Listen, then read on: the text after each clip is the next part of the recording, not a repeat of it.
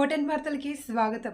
Vijayawada Gandhinagar press club నందు నవ్యాంధ్ర ప్రత్యేక హోదాతో పాటు ప్రజా ఎజెండా చాటుతూ నెల్లూరు నుండి శ్రీకాకుళం వరకు జన చైతన్య యాత్ర ఏప్రిల్ 14, 2024న డాక్టర్ బాబాసాహెబ్ అంబేద్కర్ 133వ జయంతి రోజున నెల్లూరు జిల్లా స్థానంచర్ల గ్రామంలో మొదలై జన చైతన్య యాత్ర ప్రకాశం, గుంటూరు, బాపట్ల, కృష్ణా, ఎన్టీఆర్, ఏలూరు, రాజమండ్రి, తూర్పుగోదావరి జిల్లా, అనకాపల్లి, విశాఖ, విజయనగరం జిల్లాల గుండా సాగుతూ చివరికి మే 5, 2024న శ్రీకాకుళం జిల్లా బొడ్డుపాడు గ్రామంలో కార్ల మార్క్స్ 206వ జయంతి రోజున ముగుస్తుంది అని విమలక్క పేర్కొన్నారు.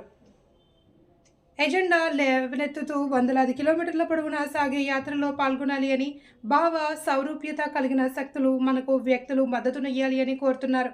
ఈ కార్యక్రమంలో తెలుగు రాష్ట్రాల అరుణోదయ సాంస్కృతిక సమైక్య చైర్మన్ విమలక్క, ఏపీ రైతు కూలీ సంఘం ప్రధాన కార్యదర్శి కర్నాగుల వీరాంజనేయులు, హైకోర్టు న్యాయవాది సైకం రాజశేఖర్, ఏఐఎఫ్టియు రాష్ట్ర ప్రధాన కార్యదర్శి కరీం బాషా, అరుణోదయ సాంస్కృతిక సమాఖ్య రాష్ట్ర అధ్యక్షులు డి కృష్ణ, మాల్జూర్ సుధాకర్, రమేష్, పోతుల లింగన్న తదితరులు పాల్గొన్నారు.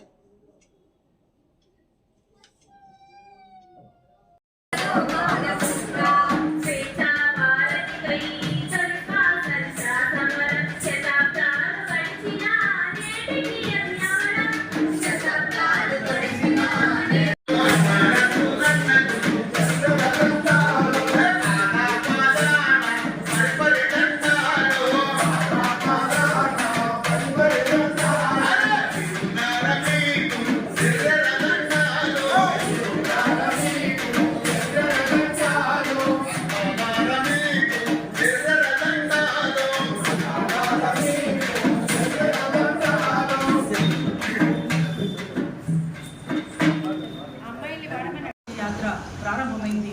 అందుకోసం ప్రజలందరూ కూడా అంటే బడుగు బలహీన వర్గాలు కానీ, అణిచివేతకు, వివక్షతలకు అన్నిటికీ గురవుతున్నటువంటి ప్రజలకు, దళితులకు న్యాయం జరగాలని కోరుకునేటువంటి జనచైతన్య యాత్రగా ఇవాళ ముందుకు వచ్చింది. స్వాగతం పలికినందుకు మరొకసారి ఇక్కడ మిత్రులందరికీ, మీడియా మిత్రులందరికీ కూడా లాల్సన్.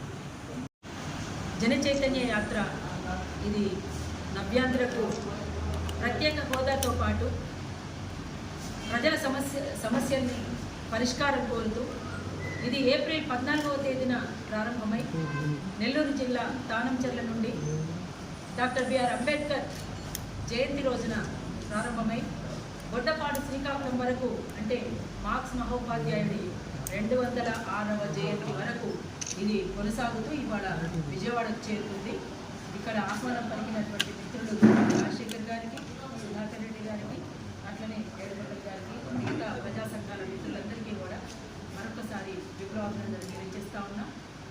ఇక్కడ ప్రధానంగా ఇవాళ ఎన్నికల హడావుడి ఒకటి చాలా తీవ్ర స్థాయికి చేరుతుంది.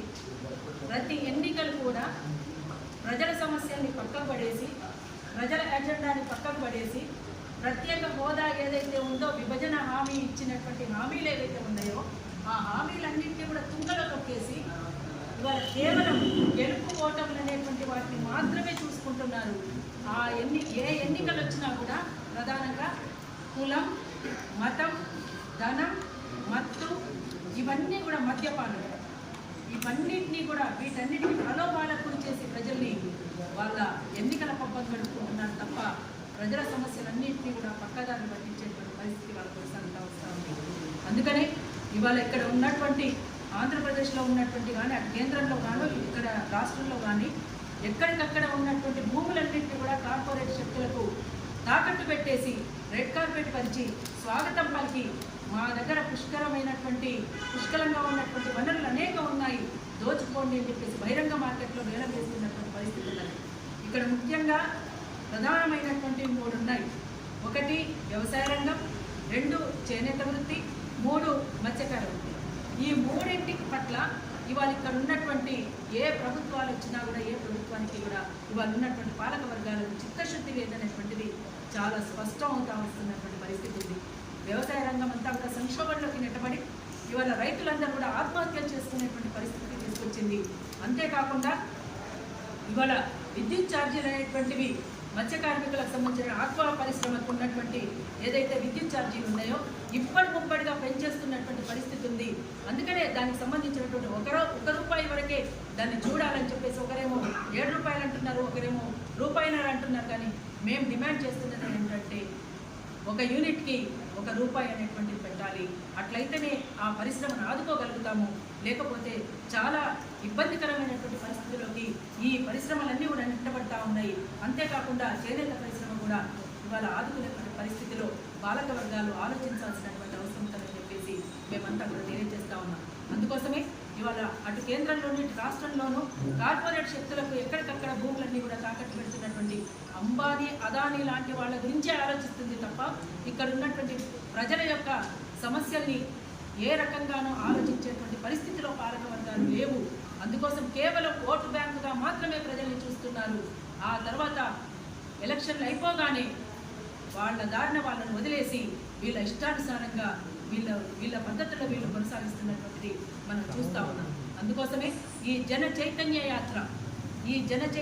యాత్ర అన్ని జిల్లాలను తడుముతూ, అన్ని జిల్లాలను కలుపుతూ, ఎక్కడికక్కడ ఉన్నటువంటి ప్రజల సమస్యల్ని లేవనెత్తుతూ ముందుకు సాగుతూ ఇవాళ విజయవాడకు వచ్చింది.